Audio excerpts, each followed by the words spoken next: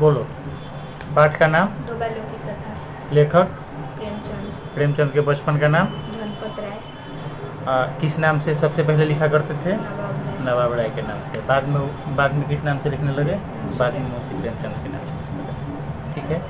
ये जो कहानी है इसके मुख्य पात्र का नाम बताओ। हीरा, मोती, चूड़ी, गया। सबसे प्रमुख पात्र इसके कहे जाएंगे क्या? हीरा, और मोती। ठीक है। बाकी सब पता है। हाँ। और जैसे इस कहानी में झूड़ी की पत्नी, गया का भाई, उसकी गया, बेटी, हाँ, उसकी माँ, हाँ, बेटी की माँ, और सौतेली माँ। हाँ, और वो कांजी हाउस में जो लोग थे वो उनका वैसे काजी हाउस के कर्मचारी वगैरह होंगे, उनका नाम नहीं आया है। फिर दरियल कसाई नहीं, ये सारे लोग हैं। इस पाठ के प्रश्न की शुरुआत होती है। सबसे पहला प्रश्न है कि काजी हाउस में कैद पशुओं की हाजिरी क्यों ली जाती होगी? की जाती होगी ताकि उनके मालिक जब उन्हें लेने आए तो वो दे सके आसानी से और उन्हें पता चल सके कि जानवर हैं। सबसे पहले कि काजी हाउस के कर्मचारियों को ये पता चले कि जितने जानवरों को इनमें बंद करके रखा गया था, इसमें बंद करके रखा गया था, वो सब के सब इसमें हैं कि नहीं, कहीं कोनो भाग तो नहीं न गया है। ठीक है। यदि कोई जानवर भाग गया, उसका मालिक आएगा उसको लेने तो क्या देगा उसको? तो इसीलिए काजी हाउस जो है वो क्या है? एक तरीके से जानवरों का कैद खाना है, चाहे जेल खाना है। नहीं, यहाँ पर लोग अपने खेतों में यदि किसी की फसल को कोई पशु आकर के बर्बाद करता है, उसको ले जा करके बंद करवाते थे, या नहीं तो आवारा पशुओं वगैरह को भी इसमें कैद करके रखा जाता था। तो वो पशु इसमें हैं कि नहीं है, इसकी सही जानकारी हो, इसी के लिए उनको गिनना जरूरी होता था। तो अब आ गया समझ में कि काजी हाउस में कैद पशुओं की हाजिरी क्यों ली जाती होगी। चलो, दूसरा क्वेश्चन है कि छोटी बच्ची को बैलों के प्रति प्रेम क्यों उमड़ आया? क्योंकि उन दोनों की परिस्थिति एक थी। उन दोनों की परिस्थिति एक थी। लड़की से भी छोटी बच्चे से भी ज़्यादा काम कराया जाता था, खाना कम दिया जाता था, और बैलों का भी सेम था। यही था। दोनों को मारा पीटा जाता था। और खाना भी सही ढंग से नहीं दिया जाता था। दोनों से आवश्यकता से अधिक काम दिया जाता था। दोनों को खाना सही ढंग से नहीं दिया जाता था। तो चूंकि दोनों की परिस्थिति समान थी, तो हम दो परिस्थिति में लोगों के नज़दीक जाते हैं। एक तो जब हमारी परिस्थिति एक जैसी हो तब, और दूसरी यदि हमारी विचारधारा मिलती है तब। मतलब जो हम सोचते हैं वैसा ही वो भी सोचता है। हम किसी चीज़ के बारे में जो ख्याल रखते हैं अपने मन में, यदि सामने वाला भी वही ख्याल रखता है तब हम नज़दीक जाते हैं, और नहीं तो जब हमारी और सामने वाले की परिस्थिति एक जैसी होती है तब हम एक दूसरे के नज़दीक हो जाते हैं। मतलब कभी कोई रिक्शे वाले का मित्र कोई 4 व्हीलर वाला नहीं होगा, और 4 व्हीलर वाले का मित्र रिक्शा वाला नहीं होगा। यदि होगा तो विशेष परिस्थिति में अपवाद होगा, ये अपवाद होगा। और कभी भी अपवाद को उदाहरण बना के नहीं प्रस्तुत किया जाता है। अपवाद अपनी जगह है, लेकिन यूजुअली जो होता है, प्रायः जो देखने में मिलता है वो यही मिलता है। तो यहाँ क्या है कि दोनों बैलों की स्थिति और उस छोटी बच्ची की स्थिति एक जैसी है, इसलिए छोटी बच्ची को बैलों के प्रति प्रेम हो रहा है। दूसरा मैसेज इसके माध्यम से ये भी मिला, एक तरीके से सोचो कि यदि बच्चे जानवर से लगाव रख सकते हैं तो बड़ों को भी रखना चाहिए।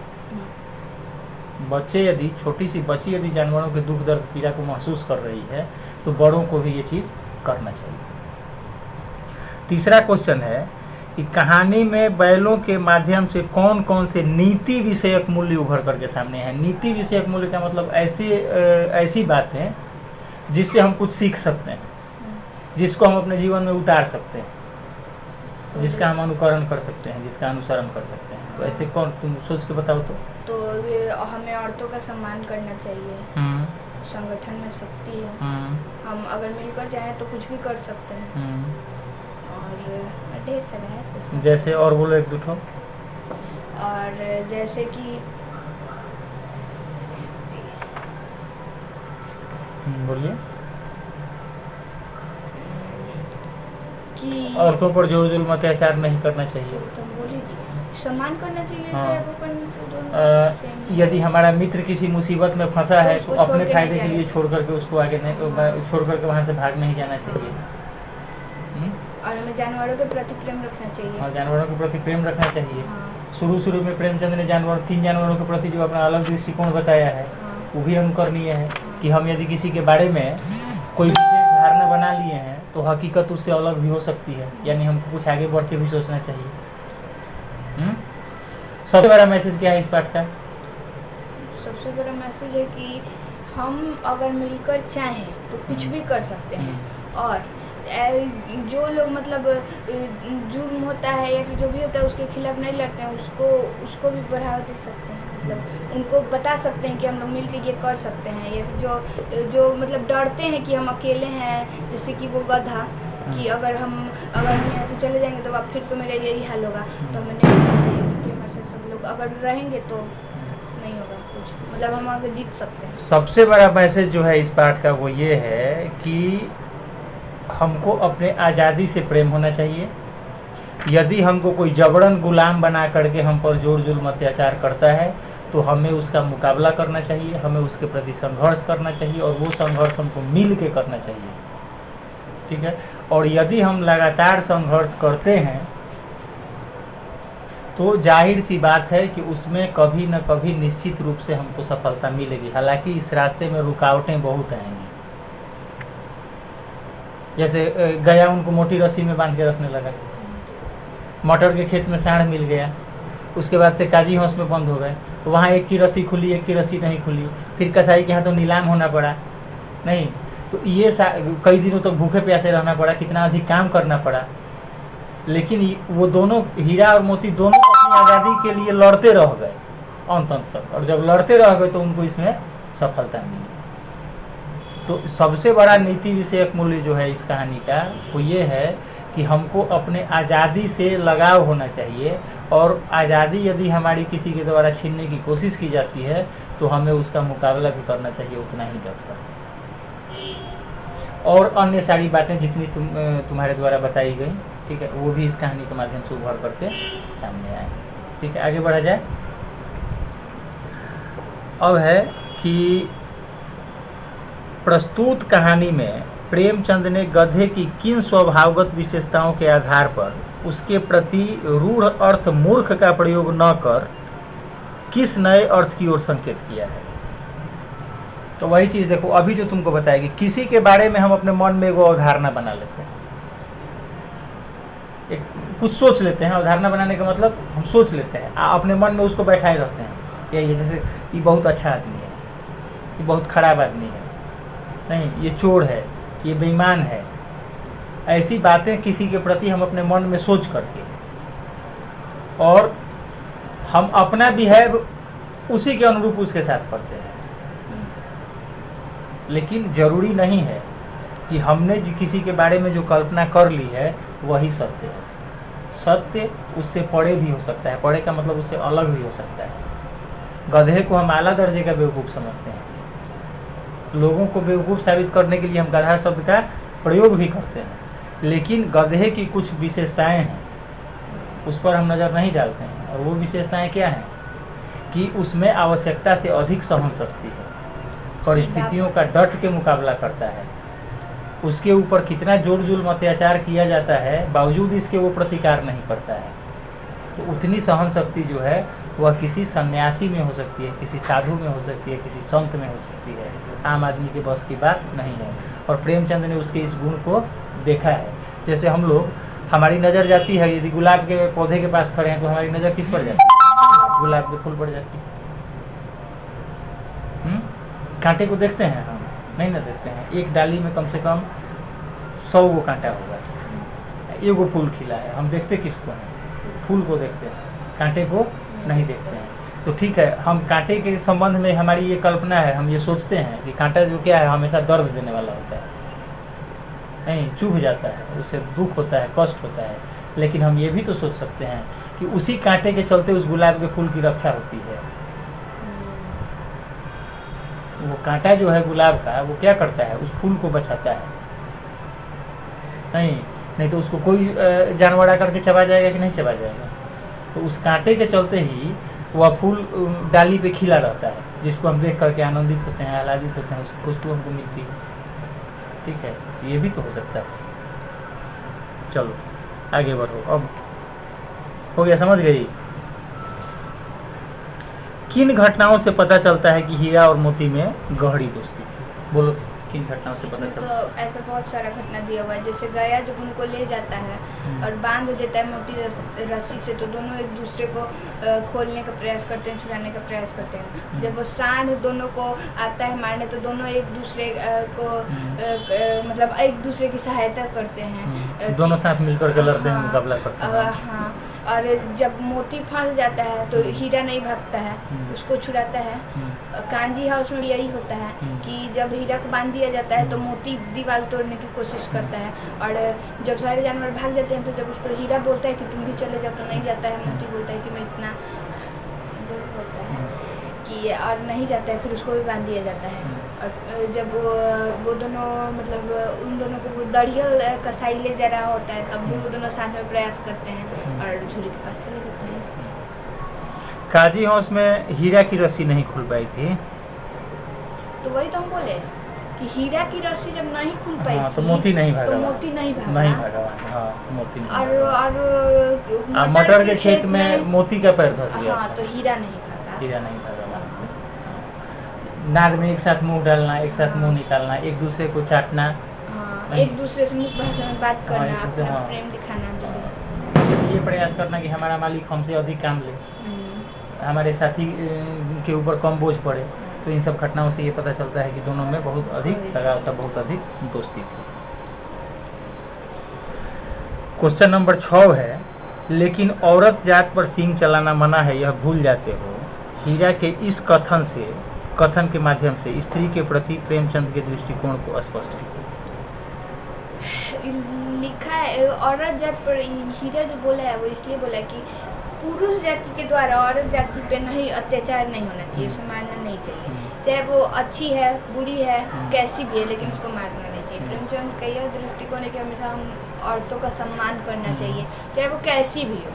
हमें रोटी दे नहीं दे, खाना बनाया नहीं बनाया, लेकिन हमें उसका हमेशा सम्मान करना चाहिए, उसे मारना नहीं चाहिए, उसे डांटना नहीं चाहिए। कोई बात हुआ, पक्षपात हुआ कि नहीं, वही बताओ तो, कि पक्षपात है कि नहीं? हम क्या कर सकते हैं, जो औरत चाहे जैसी भी है, नहीं ठीक है, इसमें कुछ कर नहीं सकते, हम तो प्रेमचंद का दृष्टिकोण बता दिए, लेकिन अब अपने समझ से सोच के बताओ कि ये पक्षपात है कि नहीं। तो औरत जितना काम करती है, औरत जितना सहती है, औरत जितना जो भी करती है उतना ऐसे नहीं करता है, पुरुष लोग नहीं करता है। पुरुष लोग जाता है बाहर कमा के जाता है, हो गया, घर में बना बनाया खाना मिल जाता है, खा के बेड सीधा मिल जाता है, सो जाता है लोग। अब बाहर से पुरुष कमा करके नहीं लाए तो सारा रईसी निकल जाएगा। तो सुनिए, तो औरत बाहर जा कमाने जा सकती है, लेकिन ज़्यादातर नहीं बनाता है लोग, खाना नहीं बनाता है पुरुष घर में। औरत बाहर कमा सकती है, वो जा सकती है, कमा सकती है, लेकिन ये पुरुष नहीं बना सकता है खाना। ठीक है, खाना नहीं तो मैंने खाना नहीं बना सकता है, तो खाना बना देना, खाना खाने के लिए सामान इकट्ठा करके ला देना, तो ले करके आएगा पुरुष तब ना। तो ये तो हम बोले, तो ये औरत भी कर सकती है, बाहर जाके कमा सकती है, ला सकती है। खैर बात यहाँ ये हो रही है कि औरतों पर जोर जुल्म करना, चाहे जैसी भी है, वो जितना जोर जुल्म करेगी पुरुष वर्ग बर्दाश्त करेगा उसको, लेकिन पुरुष वर्ग उस पर जोर जुल्म नहीं कर सकता है। नहीं, तो अगर वो जोर जुल्म करती है तो आप मत कीजिए, तो कानून काहे के लिए है, कानून के पास चलिए। तो कानून तो पहले पुरुष को ही जेल में भेज देता है। नहीं ना, नहीं मेरे पास इसका जवाब। अब बताइए, प्रेमचंद का दृष्टिकोण है कि औरतें चाहे जैसी भी हैं। तो आप बताइए, अब इसका आंसर बताइए। अब प्रेमचंद से अलग हम अपना जवाब थोड़ी दे सकते हैं। ये कोई बात हुआ? प्रेमचंद से अलग तो जवाब नहीं ना देंगे। नहीं। देखो, ये हकीकत है कि सारी महिलाओं का स्वभाव एक जैसा नहीं होता है, सब एक जैसी नहीं होती हैं, अच्छी भी होती हैं, खराब भी होती हैं, लेकिन हमारा समाज, हमारा कानून इस बात की इजाज़त हमको नहीं देता है कि हम औरतों पर जोर जुल्म अत्याचार करें, और यही जायज़। औरतों पर जोर जुल्म अत्याचार करने वालों का अंजाम जो होता है वह अच्छा नहीं होता है, बल्कि हम ये कह सकते हैं कि भयावह होता है। 2 उदाहरण हमारे इतिहास में मौजूद है। कौन कौन? निर्भया वाला। तो निर्भया वाला तो हाँ, निर्भया वाला भी ठीक है, वो भी ठीक है। और पुराने ज़माने से लेकर, हाँ, द्रौपदी, सीता जी का नहीं हुआ था दया, वो तो नहीं हुआ था। है रावण का पूरा हाँ, खड़ हाँ, खानदान हाँ, खत्म हो हाँ, गया। हाँ, हाँ। हैं? हम उससे जुड़ लिए, क्या कहते हैं, राम जी जब उनको भेज दिए थे। हाँ? हाँ, सीता हाँ। जी। नहीं तो उसका भी परिणाम तो राम जी जब भेज दिए थे उसका भी परिणाम तो गलत, मतलब कहाँ सकारात्मक परिणाम निकला उसका? नहीं, उसका भी सकारात्मक परिणाम नहीं निकला। चलिए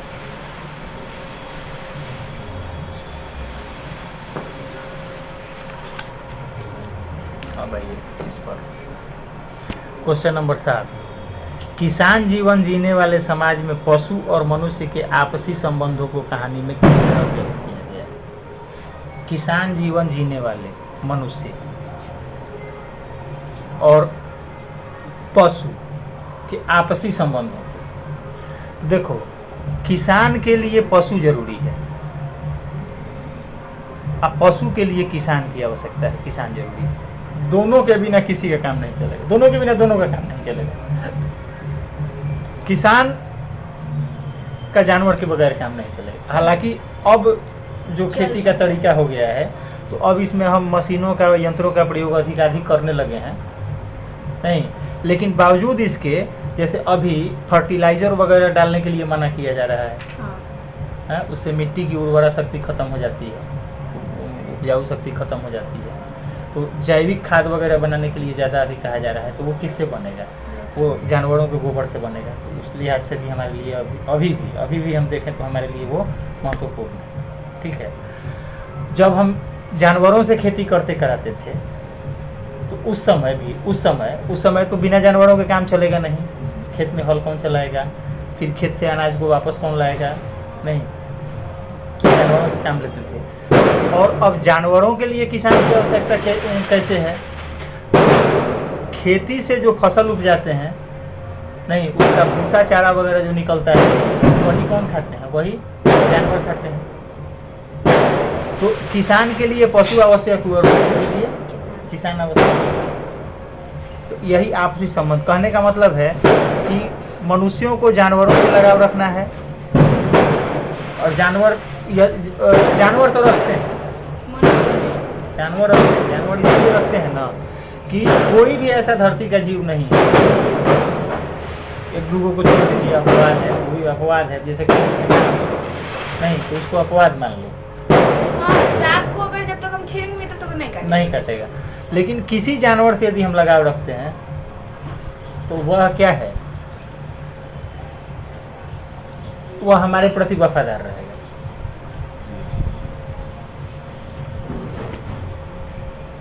तो इस कहानी में किस तरह व्यक्त किया? इस कहानी में जैसे झूड़ी दोनों का बहुत अधिक ख्याल रखता है, मन लगा करके दोनों झूड़ी का काम करते हैं। गया उनको मारता पीटता है, आवश्यकता से अधिक काम लेता है, ठीक है, तो गया को उतना ही परेशान करते हैं। अब देखो, इतना तो हो ही गया कि 9-10 प्राणियों की जान बच गई, वे सब तो आशीर्वाद देंगे। मोती के इस कथन के आलोक में उसकी विशेषताएं बताएं। तो शुरू से देखो, मोती को इसमें तुनुक मिजाजी कहा जा सकता है, गुस्सैल स्वभाव का कहा जा सकता है, लेकिन वो अंदर से कोमल। हाँ, अंदर से कोमल था, अंदर से नरम था। हाँ, अच्छा दिल का था। उसको जब भी हम किसी की मदद करेंगे ना, जब भी किसी की सहायता करेंगे, अपना नफा नुकसान का चिंता छोड़ करके यदि हम किसी की मदद करते हैं तो एक आत्मा को, एक उसको कहा जाता है कि हमको एक आत्मिक संतोष मिलता है, मन को एक खुशी मिलती है, एक विचित्र तरीके की खुशी हमको मिलती है कि चलो मेरे चलते किसी का भला हो गया। हमको इसमें कितना फायदा हुआ, कितना नुकसान हुआ, इससे मतलब नहीं रहता है। हमको खुशी इस बात की होती है कि हमारे चलते किसी का भला हुआ। तो यदि हम अपने आप को इस तरीके से बना लें कि हमारे चलते लोगों का भला होने लगे, नहीं, तो यह अपने आप में एक आत्मसंतुष्टि देता है। अभी जैसे मुश्किल दौर से हमारा देश गुजर रहा है, नहीं, तो इसी में हम दोनों तरीके की खबरें टीवी पे देख रहे हैं ना। 5 किलोमीटर के लिए 10,000 रुपया एम्बुलेंस वाला मांग रहा है। कुछ लोग ऐसे भी हमको दिख रहे हैं, नहीं, कुछ लोग ऐसे भी दिख रहे हैं जो अपना कार बेच करके लोगों को ऑक्सीजन का सिलेंडर खरीद के दे रहे हैं। कुछ लोग ऐसे भी दिख रहे हैं जो अपने कारे को एम्बुलेंस बना दिया, उसी में लोगों को पहुंचा रहा है। जो अपना बेड किसी और को दे दिया। कुछ लोग, हाँ, एक व्यक्ति की खबर ऐसी भी आई, 85 ईयर्स का था। हाँ, 85 साल का बूढ़ा व्यक्ति, हाँ, 42 साल की 40 साल की 40 साल के एक युवक को अपना बेड दे दिया स्वेच्छा से दे करके कि भाई मैंने अपनी ज़िंदगी जी ली है, अब इसको जी नहीं, और हमारे ऊपर कोई लायबिलिटीज़ नहीं है, हमारे ऊपर कोई जिम्मेदारी नहीं है, हमको जितना जो कुछ करना था हमने इस धरती पर कर लिया। लेकिन ये 40 साल का युवक, इसके ऊपर परिवार की जिम्मेदारी है, इसको बहुत लोगों को लेकर के चलना है, इसका जीना ज़्यादा जरूरी है। 3 दिन के बाद अरे आखिर 3 दिन के बाद बेचारा मर भी गया, नहीं तो कितना श्रद्धा से, कितना आदर से हम उसको याद कर रहे हैं, ये चीज़ भी है। कुछ लोग इसी में ये सब कुछ लोग इसको कमाई का जरिया बना लिए, हाँ। कुछ लोग इसको कमाई का जरिया बना और लिए। ये वैक्सीन वगैरह का तो वो भी किया जा रहा है। हाँ, तो कुछ, हाँ, जैसे इंजेक्शन जो है, नहीं तो उसका कुछ लोग पहुंचा दे रहा है, या कुछ लोग इसकी ब्लैक मार्केटिंग कर रहा है। तो जितने लोग ये कर रहे हैं ना, उल्टा सीधा भाड़ा ले रहे हैं, नहीं, उल्टे सीधे दामों पर ऑक्सीजन सिलेंडर वगैरह बेच रहे हैं, कहीं ना कहीं उनकी आत्मा कचोट है। लेकिन वो सब क्या है कि पैसा कमाने के लिए मजबूर है, वो सब बाकी चीज़ों को नहीं देखता है, पैसे पर उसकी नज़र अधिक है। ठीक है, तो ये हो गया। अब इसके बाद क्या है, आशय स्पष्ट कीजिए। तो इसको भी अभी बताया जाएगी बाद में, बता दीजिए। हाँ, तो देखो, आशय स्पष्ट करने में, आशय का मतलब हुआ ना कि इसके माध्यम से जो भी और बातें सामने आई हैं निकल करके, उसको भी हम रखें, उसको भी रखें, या इसके संबंध में हम अपने तरफ से क्या सोचते हैं, हमारे अपने विचार क्या हैं, इसको भी हम रखें, या इसमें छिपी हुई बातों को हम बाहर निकालें। तो जैसे इसमें का क है क्वेश्चन नंबर 9 का, कि अवश्य ही उसमें कोई ऐसी गुप्त शक्ति थी जिससे जीवों में श्रेष्ठता का दावा करने वाला मनुष्य वंचित है। तो ये गुप्त शक्ति किसमें थी, हीरा और मोती में। आप जीवों में श्रेष्ठता का दावा करने वाला कौन है, मनुष्य है, नहीं, सबसे श्रेष्ठ माना जाता है। सबसे श्रेष्ठ किसको माना जाता है, मनुष्य को माना जाता है।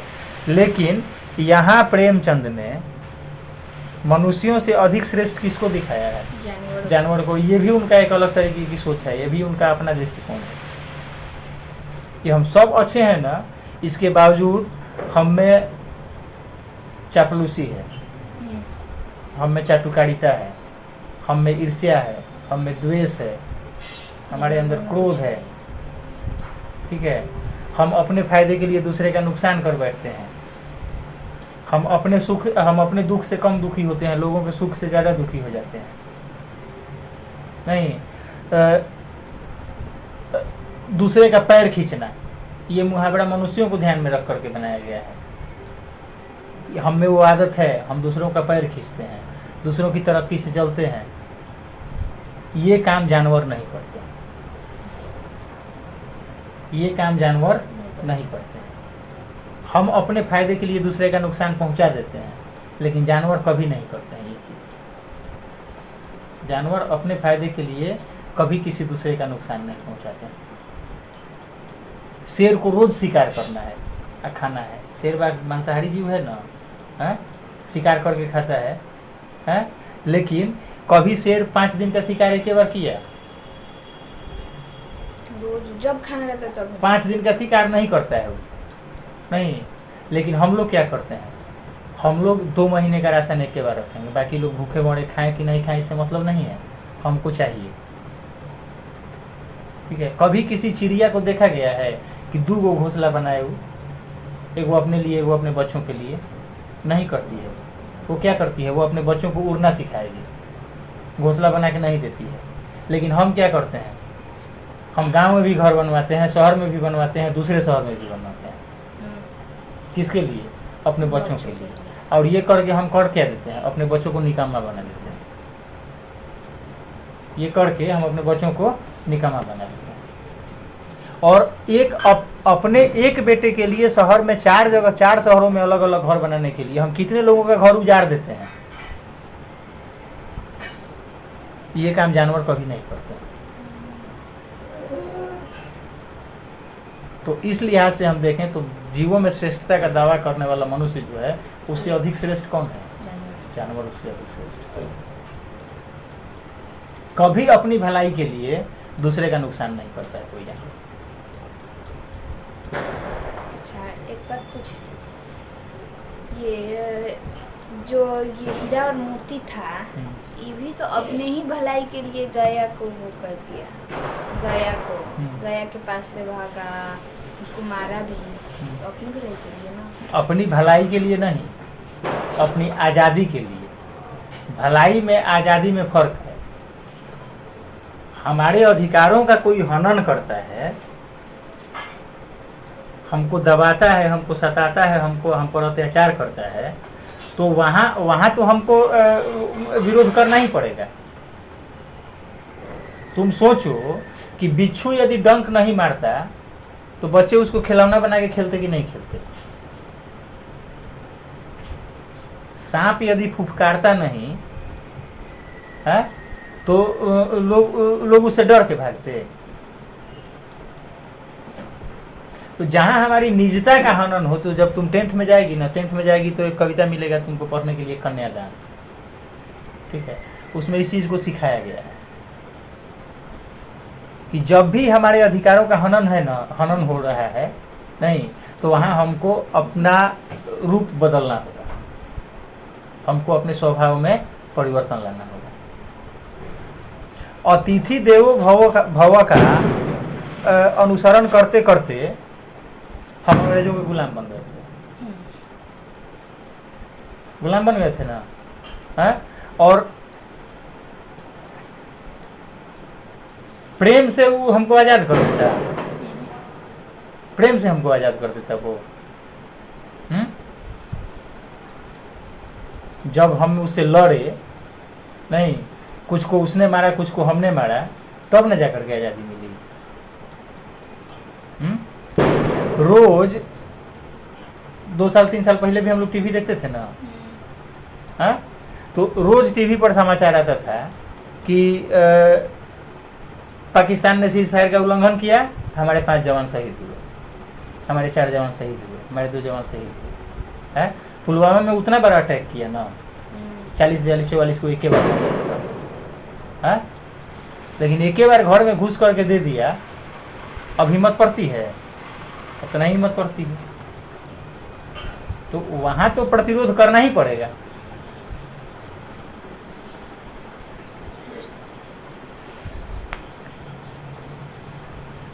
अब चलो, उस एक रोटी से उनकी भूख क्या शांत होती, पर दोनों के हृदय को मानो भोजन मिल गया हो, हृदय को मानो भोजन मिल गया हो। इससे मतलब होता है कि जानवर भी प्रेम के भूखे, जानवर भी प्रेम के भूखे होते हैं। हमारे सामने कोई रेस्टोरेंट का 1000 रुपये का खाना मंगा करके, ठीक है, कहे कि खैबा तो खा, नहीं तो मत खा, हाँ, खैबा तो खा चाहे भाड़ में जा, खाना खाने को मन करेगा, हाँ, नहीं मन पड़ेगा। लेकिन किसी के पास सिर्फ चावल सब्जी है, रोटी सब्जी है, सत्तू है, भूंजा है, यदि वो हमको प्रेम से बुलाता है, बैठाता है, खिलाता है, उसी में आनंद आता है। तो यहाँ उतने बड़े जानवरों का पेट एक एक रोटी से नहीं भरेगा, लेकिन यहाँ ये लिखा गया कि उन दोनों के हृदय को मानव भोजन मिल गया। उनको उस माहौल में भी जहाँ उनको मारा पीटा जाता है, जहाँ उनसे उनकी क्षमता से अधिक काम करवाया जाता है, जहाँ उनको ढंग से खिलाया पिलाया नहीं जाता है, नहीं, जहाँ उनको मोटी मोटी रस्सियों में बांध करके रखा जाता है, उस माहौल में भी उनके मन को ये लगा कि नहीं, यहाँ भी हमारा केयर करने वाला एक आदमी है, यहाँ भी हमसे प्रेम करने वाला कोई ना कोई है। तो वहाँ उस परिस्थिति में उनको संतोष मिलता है। ठीक है, अब क्वेश्चन नंबर 10 है कि गया ने हीरा मोती को दोनों बार, गया ने हीरा मोती को दोनों बार सूखा भूसा खाने के लिए दिया, क्योंकि 4 विकल्प दिया गया है। गया पराए बैलों पर अधिक खर्च नहीं करना चाहता था, गरीबी के कारण खली और खली आदि खरीदना उसके बस की बात नहीं थी। वह हीरा मोती के व्यवहार से दुखी था, उसे खली आदि सामग्री की जानकारी न थी। ये हो सकता है क और ग हो सकता है। क और ग। देखिए ग हो सकता है लेकिन ग नहीं होगा। दुखी नहीं था, व्यवहार से दुखी थोड़े था। अच्छा, दुख पहुंचाने वाला व्यवहार किसका था? दुख पहुंचाने वाला व्यवहार गया का था कि बैलों का था? गया का व्यवहार यदि अच्छा रहता तो हीरा और मोती उसको दुख पहुंचाते। सब कोई गांधी जी है कि एक थप्पड़ कोई मारेगा तो दूसरा गल बढ़ा देगा। है? आप जिसके साथ जैसा व्यवहार कीजिएगा सामने वाला वही ना करेगा। न्यूटन का तीसरा नियम कहता है कि प्रत्येक क्रिया के बराबर और विपरीत प्रतिक्रिया होती है। जैसा हम किसी के साथ करेंगे वैसा ही वो भी हमारे साथ करेगा। मतलब क होगा कि गया पराए बैलों पर अधिक खर्च नहीं करना चाहता था। एक जगह लिखा हुआ है ना कि अपने बैलों को खली वगैरह दे दिया खाने के लिए, इन लोगों को सूखा भूसा है नहीं, ये तो स्पष्ट है। ठीक है, तो ये 10 क्वेश्चन हो गए। इसके बाद अब है रचना और अभिव्यक्ति। तो रचना और अभिव्यक्ति वाला प्रश्न जो होगा इसको हम लोग बाद में देखेंगे। पहले ही 10 का जैसे समझ में आता है वैसे लिखेगी।